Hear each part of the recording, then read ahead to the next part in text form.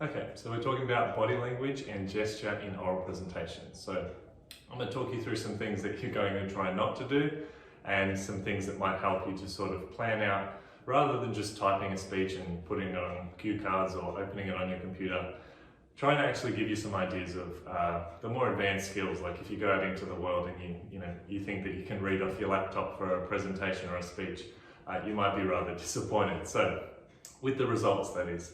All right, so firstly, some big clear don'ts. Obviously, the worst thing you can do is have not printed your speech or written your speech or done anything like that, and you stand like this for your whole presentation. And what people usually do is like this, and as you can see, that's a really good way to have terrible posture, look very nervous and very shy, and you might be a bit worried because you haven't prepared as well, so you might be shaking your hands. And you look down here, so of course your eye contact isn't going to be there.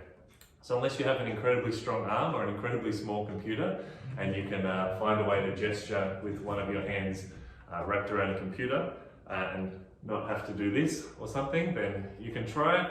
As a general rule, if you're going to try and use your laptop in a speech, you will almost certainly not get good marks for body language. Even something as small as, say, a little clicker that some presenters use. People find that very limiting because then your hand is stuck in a holding motion or gesture rather. And even holding a microphone is not something that you'll see very often if you watch something like a TED talk or any professional speech. They'll almost always have a little microphone attached to their head. And that's because your hands are the most important part of any speech. So what you might want to do, the goal is always memorize your speech. If you can't memorize your speech, you need cue cards. They need to be very small.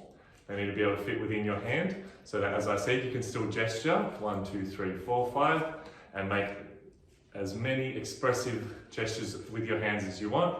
Obviously, you don't want to be throwing them away.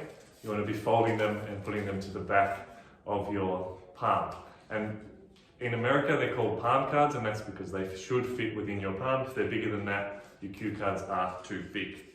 So that's just some basics things to avoid in terms of gesture for an oral presentation.